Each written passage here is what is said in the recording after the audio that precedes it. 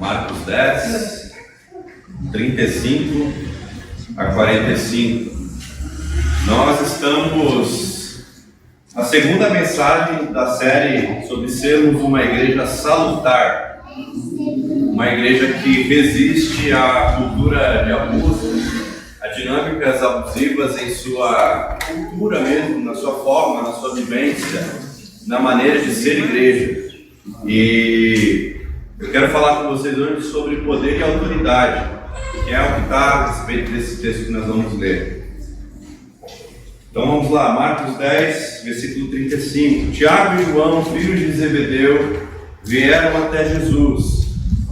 Mestre, disseram eles, queremos que o Senhor nos conceda tudo o que lhe pedirmos.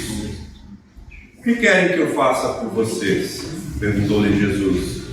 Conceda-nos, disseram eles, que quando o Senhor estiver em toda a sua glória, um de nós se assente à sua direita e o outro à sua esquerda. Vocês não sabem o que estão pedindo, respondeu Jesus. Podem beber do cálice que vou beber? Podem receber do batismo que vou receber? Sim, responderam eles. Podemos. Bem, disse Jesus, vocês beberão o cálice que eu bebo, vão receber o batismo que eu recebo. Mas quanto a quem se sentará à minha direita e à minha esquerda, isso não é comigo. Os lugares já foram determinados. Quando os outros discípulos ouviram isso, ficaram indignados com Tiago e João. Jesus os chamou para si e disse, vocês sabem que como era nas nações pagãs. Pensem como os chamados soberanos agem. Eles dominam seus súditos. Os superiores e poderosos mandam no restante do mundo. Mas não deve ser assim com vocês. Quem quiser ser grande entre vocês deve se tornar servo. Quem quiser ser o primeiro deve ser escravo de todos. Vocês não enxergam? O Filho do Homem não veio para ser servido, veio para ser servo, o servo, e dar a sua vida em resgate por muitos. Vamos orar mais uma vez? Deus nosso Pai, de amor e graça, eis-nos aqui diante da Tua santa palavra. Que o Senhor fale com todos e com cada um de nós, que apesar de mim a Tua mensagem seja entendida e que o Teu Espírito Santo produza fruto nos nossos corações. Essa é a minha oração, em nome de Jesus. Amém.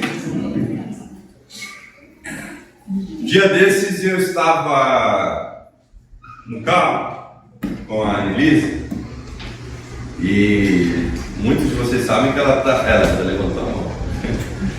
Muitos de vocês sabem que ela está numa campanha, né, para ter um irmão ou uma irmãzinha, né? Ela está nessa campanha tem algum tempo já. E o Juliano está apoiando. E essa campanha ela é diária, constante, há alguns bons meses já está rolando. E um dia desses ela falou assim para mim, falou, pai, eu quero ter minha irmãzinha ou meu irmãozinho logo. Eu falei, filha, por que tanta pressa?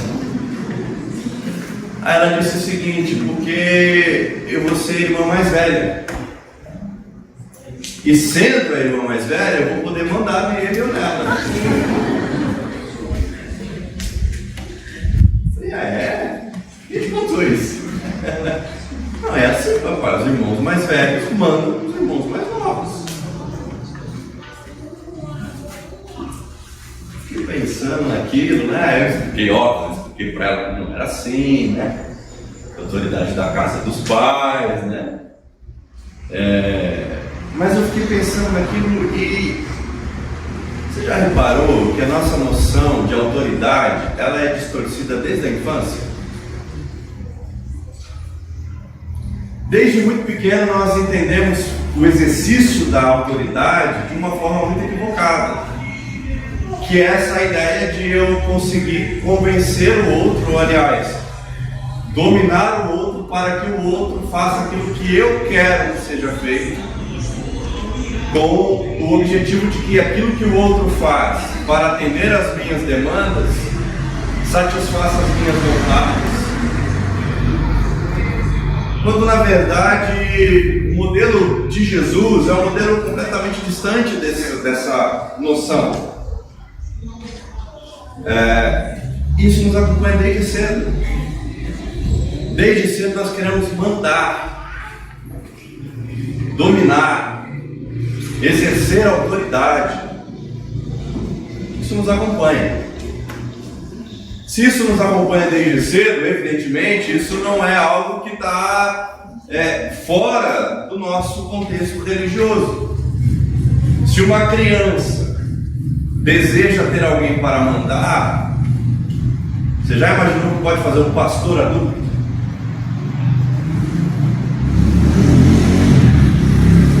São riscos maiores, né? Fico imaginando que a Annelise ia pedir para o irmão fazer, né? Pega água para mim, guarda as minhas bonecas. Mas o que alguém imbuído de uma autoridade religiosa pode fazer?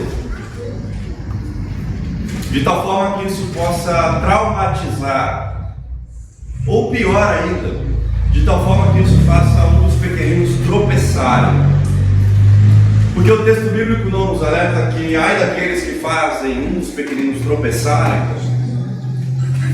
Então, o abuso religioso, uma autoridade exercida de forma autoritária, ela gera traumas.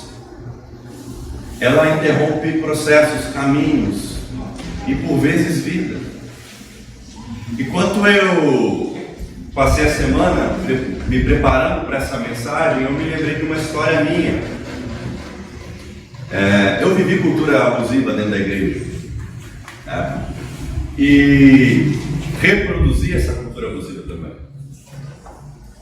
Alguém já disse que o lugar em que você trabalha, o lugar em que você congrega, tem grande potencial de mudar a sua identidade aos poucos.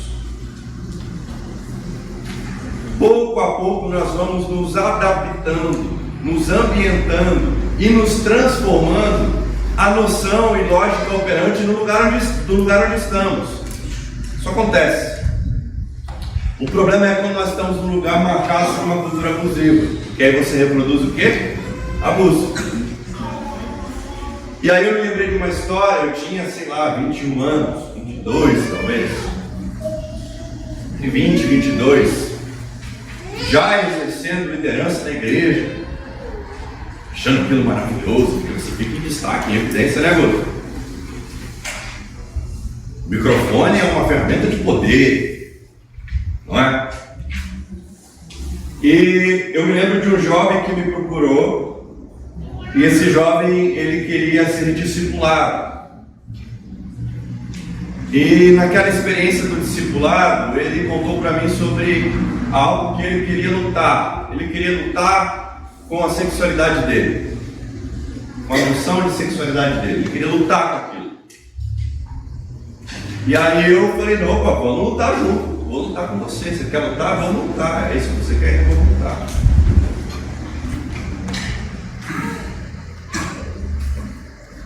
Reproduzir abuso com aquele jovem. Controle, autoritarismo, força, violência.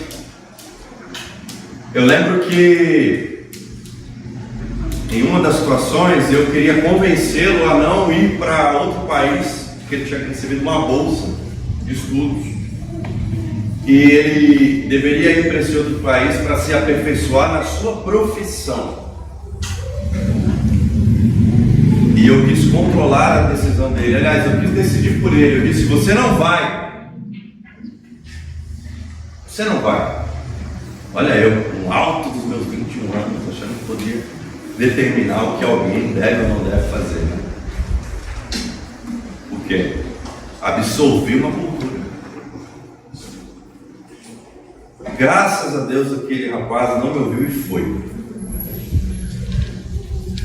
Porque enquanto eu estava preocupado, ocupado em arrancar aquilo que eu considerava ser um cisco no olho do meu irmão, eu não enxergava a trava que estava diante de mim, que era a minha violência, que era o meu autoritarismo.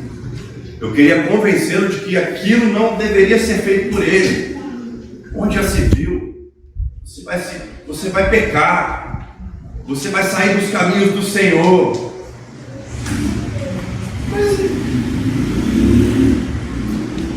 E a vida desse jovem? Será que eu consigo dominar alguém a permanecer nos caminhos do Senhor?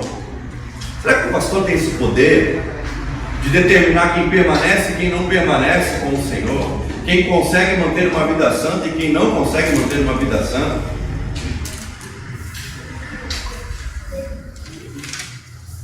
Já pedi perdão para esse jovem. Quando eu entendi que aquilo era uma relação abusiva, autoritária, quando eu entendi que aquilo estava me colocando na posição de querer definir o que o outro deve fazer, baseado na minha leitura do que é bom, do que é correto, do que é certo, da minha interpretação sobre Deus e sobre o Evangelho, sobre Jesus, querendo impor, obrigá-lo, forçá-lo. Quando eu entendi isso, eu pedi perdão. Escrevi para ele e falei: eu errei com você, fui autoritário com você, me perdoa. Que bom que você não me ouviu. Hoje ele é um dos melhores da carreira dele. Aqui no texto que nós acabamos de ler, nós percebemos os discípulos afoitos, desejosos em atingir um tipo de privilégio. Não é? Tiago e João chegam para Jesus e dizem: olha, mestre, nós queremos um lugar de honra nesse teu ministério. Então, quando o Senhor chegar nesse momento da glória, do reinado, conceda a nós esse privilégio de estarmos um à sua direita e outro à sua esquerda. Sabe o que é curioso nessa história? Pouco tempo depois, você lendo os evangelhos, você vai ver que tinha dois homens, uma à direita e uma à esquerda de Jesus. Lembra disso? Quem eram esses homens? Outros crucificados, né? Então Jesus diz a eles: olha, você quer mesmo, você acha mesmo que você pode beber do cálice que eu vou beber? Você pode participar do batismo que eu vou participar? Cruz, morte. É isso mesmo? Você acha mesmo que você está pronto para viver isso? O que ele estava imaginando sobre uma vida de sucesso, projeção pessoal. Eles olhavam para o ministério de Jesus como um plano de carreira. Quero ser o que está do lado direito, do outro do lado esquerdo. Eu quero estar em evidência, eu quero estar em destaque. Quero ser notado. E igrejas por todo esse Brasil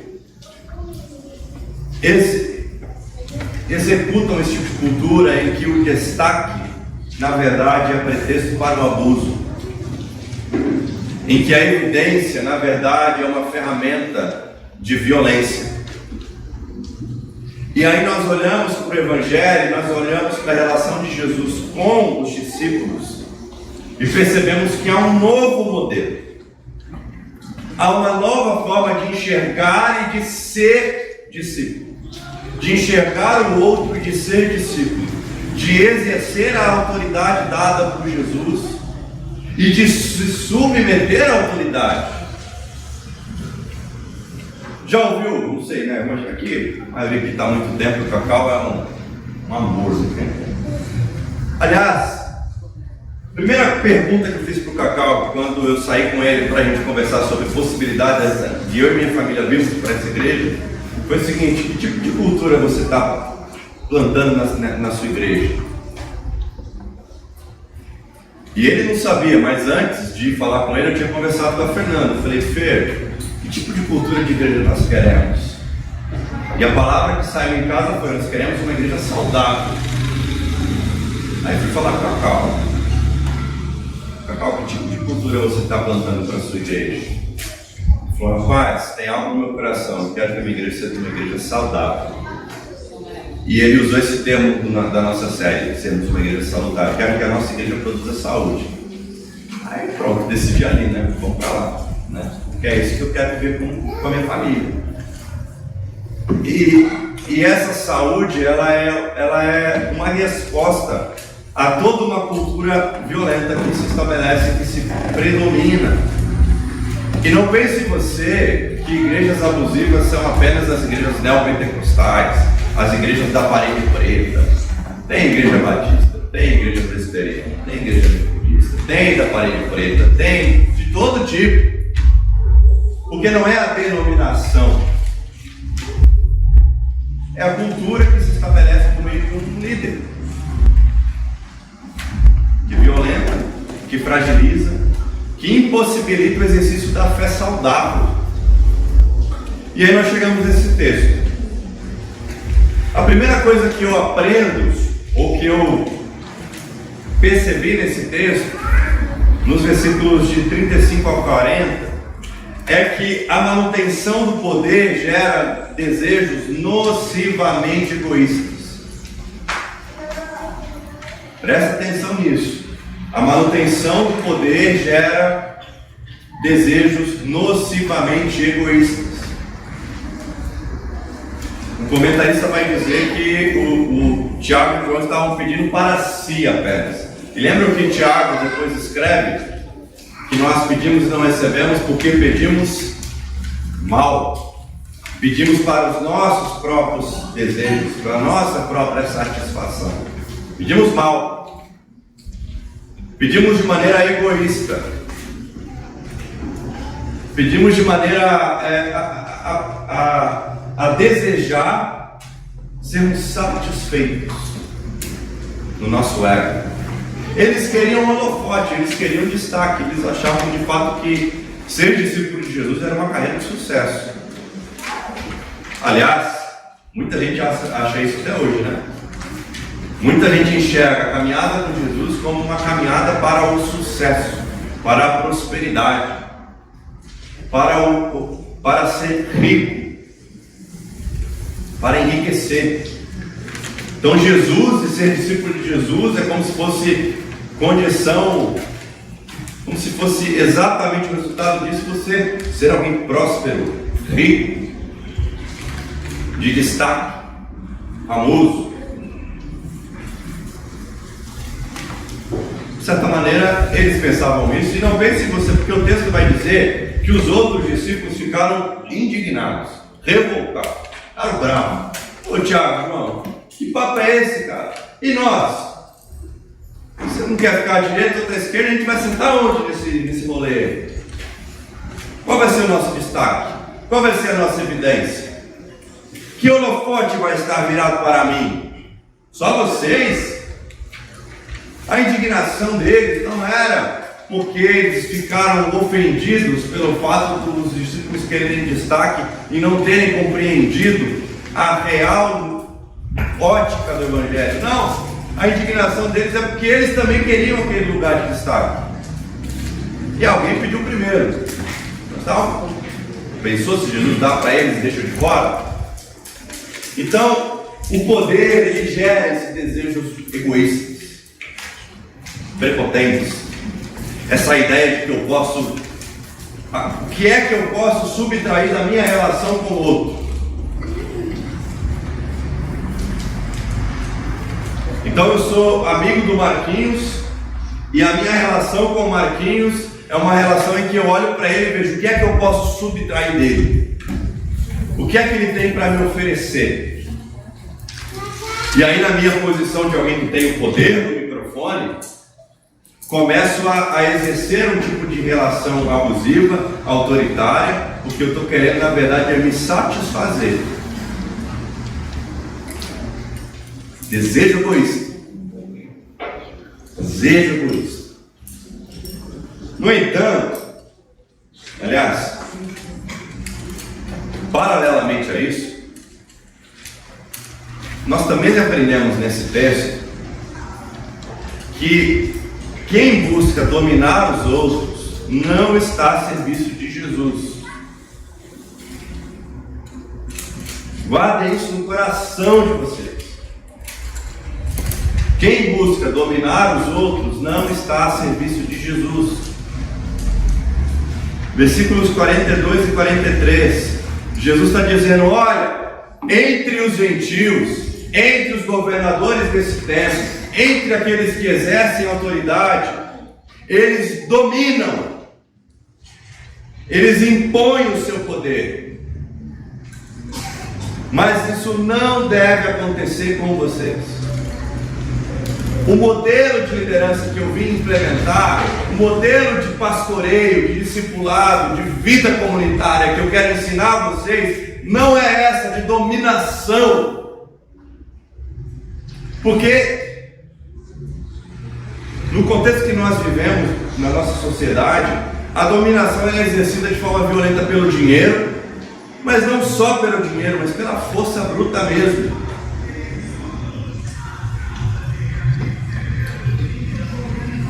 Só que muita gente exerce esse autoritarismo convencido de que está a serviço de Jesus.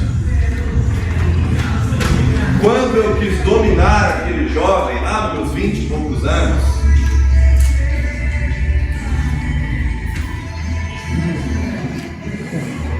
eu tinha certeza que eu estava a serviço de Jesus.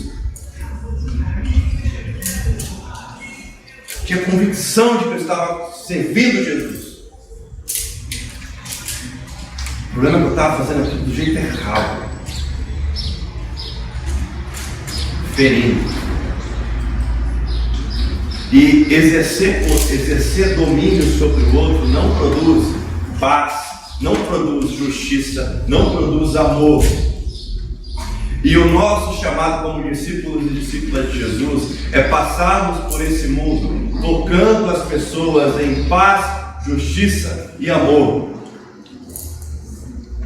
evidenciando a justiça do reino de Deus, sendo um sinal do amor presente nesse reino.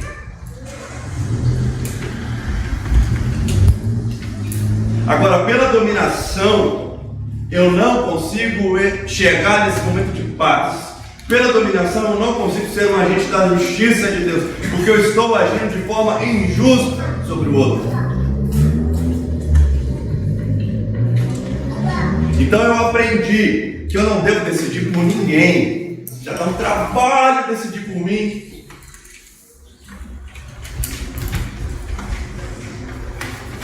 Lembra do que o Cacau disse semana passada? As pessoas perguntam de fato para nós pastores, né? Pastor, eu devo sair do meu trabalho? Eu devo me casar com essa pessoa? Eu devo... né? Ele falou que não é RH, né? Eu também não. Nós não somos. Agora, qual é a nossa função? De que forma nós exercemos o nosso dom? Apontando o que da sua decisão, ou como a sua decisão, seja ela qual for, pode ser feita de forma a que comunique o Evangelho de Cristo. Como eu decido aquilo que eu preciso decidir para comunicar o Evangelho de Cristo, para testemunhar da graça de Deus, para anunciar a justiça do reino de Deus, para ser um agente do amor desse reino. Então há um caminho para nós. Há um caminho para quem quer viver uma cultura salutar, saudável. Entenda uma coisa: poder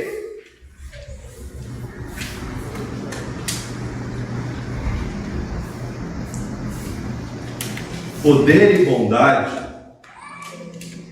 não são amigos muito chegados. Poder e bondade não são amigos muito chegados.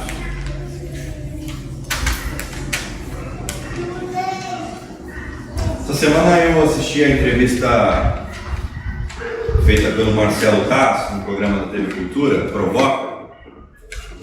Ele entrevistava um cara que foi um dos criadores do Castelo Rá-Tim-Bum. Todo mundo aqui já deve ter assistido algum momento do Castelo Rá-Tim-Bum. Menos o Guto é mais antigo do que...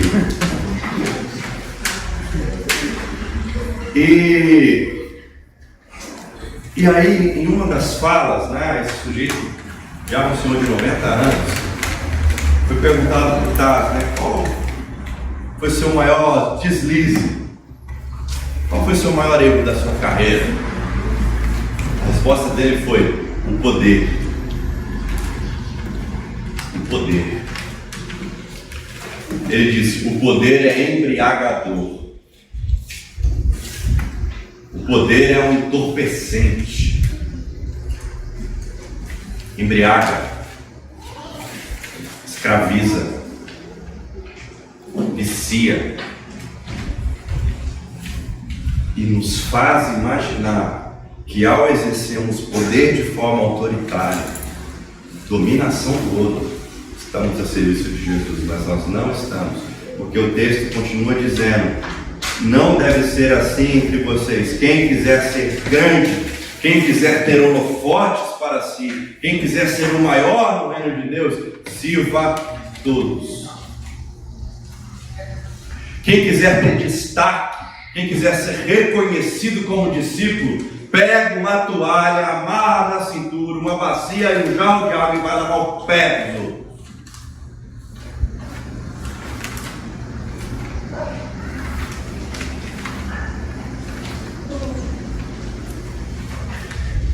Uma vez eu fiz isso com a igreja, deu trabalho. Nossa, deu uma banda. Pregar esse texto e no final, minha sogra maravilhosa preparou as toalhas e as bacias e depois o povo para lavar o pé dos outros ali. Eu saí lavando o pé. O pastor ficou bravo, o Ivers, o pastor ficou uma fera.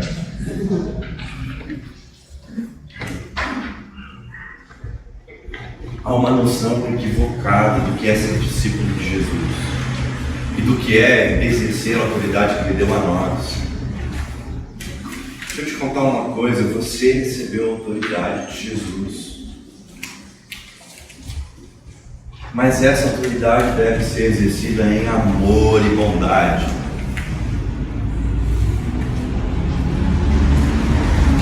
Em amor e bondade. Terceira lição desse texto para nós é que a autoridade de Jesus se materializa em amor e serviço. A autoridade de Jesus se materializa em amor e serviço. Versículos 44 e 45. Quem quiser ser o primeiro deve ser escravo de todos. Vocês não enxergam? O Filho do Homem não veio para ser servido, veio ser o servo e dar a vida em resgate de muitos. Como é que nós exercemos autoridade como discípulos de Jesus? Porque lembre, a autoridade não é do pastor, do ministro de louvor, do bispo, do apóstolo, do papa. A autoridade é de todo crente. Você é discípulo. Você é discípulo de Jesus, você recebeu autoridade para quê? Para comunicar as boas novas do reino de Deus, para orar pelas pessoas. Se tiver demônio, expulsa o demônio. Se tiver gente doente, ora para que a pessoa seja curada. Essa é a autoridade que todos nós recebemos. Pastoreio é um dom. Pastorear é um dom.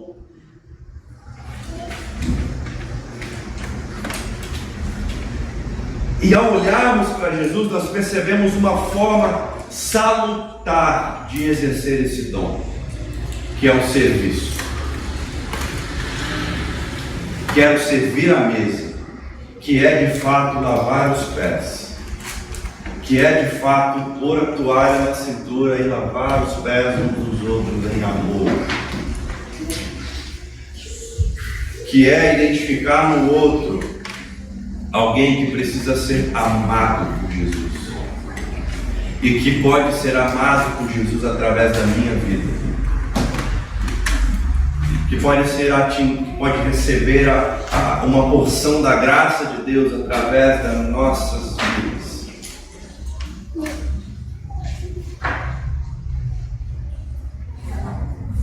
Amor e serviço. Essa é o verdadeiro uso da autoridade.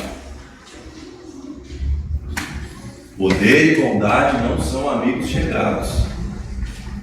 Não são.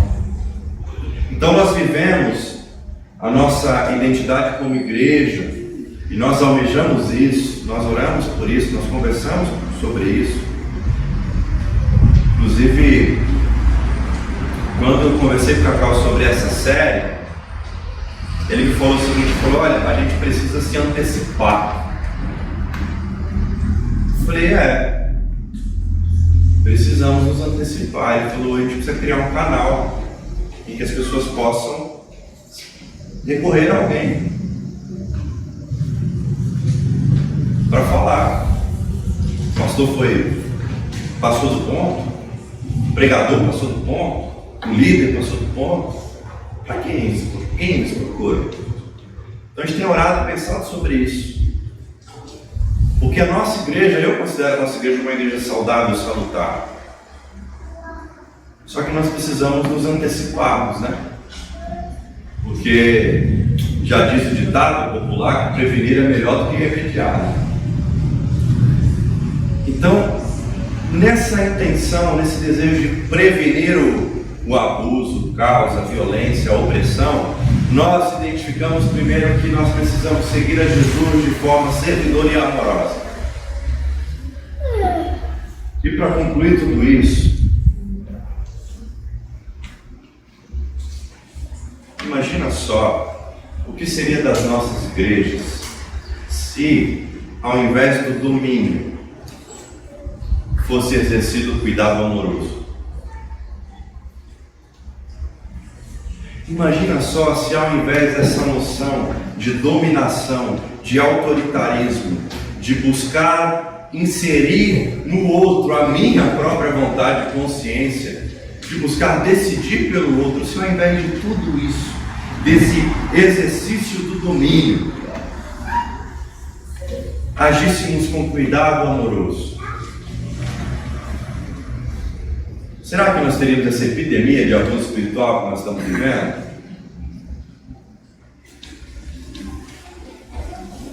Vocês sabem, eu sou jornalista também. Toda semana eu entrevisto pessoas vítimas de abuso espiritual. Várias pessoas por semana. E a história é sempre a mesma. Domínio, força violenta. Por que nós não trocamos isso por cuidado amoroso? Que é o caminho de Jesus para nós como igreja. Por que ao invés do poder, do autoritarismo, de buscar mandar no outro, decidir pelo outro, nós não exercemos um serviço amoroso, generoso? Você já imaginou quais seriam as diferenças dos resultados, dos cenários, se ao invés de domínio e poder fosse amor e serviço, fosse cuidado e serviço?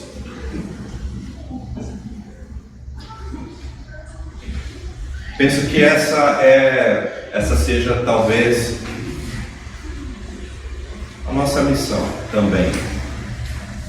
Comunicarmos o reino de Deus, anunciarmos as boas novas desse reino, libertarmos quem está preso, curarmos quem está doente,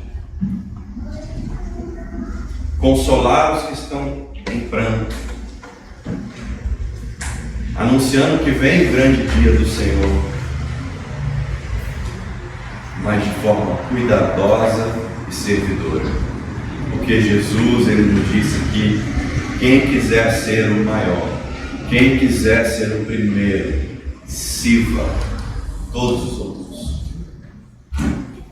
Então não é pelo uso da força, aliás, diz o texto, nem por força, nem por violência, mas pelo poder do meu Espírito. É assim que nós não apenas alcançamos os perdidos, mas é assim também que nós não fazemos aqueles que foram alcançados se perderem. Entenda isso. A igreja ela se ocupa demais, ela deve se ocupar mesmo em alcançar os perdidos, mas muitas vezes nós nos esquecemos de não transformar em perdido quem já foi alcançado. Viver e liderar e ser igreja de forma violenta e abusiva faz com que pessoas que foram alcançadas se percam. Então temos como missão trocarmos o poder pelo cuidado, o domínio pelo serviço e sinalizarmos o reino de Deus como aqueles que servem, amam, cuidam e amparam todos aqueles que precisam ser amparados. Amém? Deus nosso Pai, essa é a Tua palavra para nós nessa manhã. A minha oração, Jesus, é de que ela produza fruto em mim, produza fruto nos nossos irmãos. Que nós sejamos mensageiros do Teu reino, mas que nós saibamos fazer isso como o Senhor, cuidando, amando, servindo. Que nós sejamos comprometidos com a pregação do Seu Evangelho, com o discipulado de todos nós, uns dos outros, mas que nós não venhamos exercer autoridade de forma dominadora, como acontece em nossos tempos, como são com os pagãos. Nos salva de repetirmos os erros dos pagãos. Que a autoridade vivida por todo crente, cada um dos meus irmãos e irmãs aqui, seja uma autoridade que reconhece em Jesus o grande servo, que não buscou para si glória, honra, evidência, destaque, que não buscou dominar para si ninguém, mas que trouxe a todos uma boa notícia. Que nós consigamos, Jesus, pelo Teu Espírito Santo, que nós consigamos, pelo Teu Espírito Santo, Senhor, reproduzirmos aquilo que Jesus veio nos ensinar, para a honra, glória do nome de Jesus e para o nosso bem.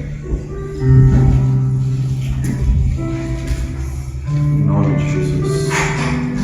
Amém. Amém. Amém. Deus te abençoe. Bom domingo. Sirva, cuide, ame. Que o nosso Mestre espere isso de nós. Deus te abençoe.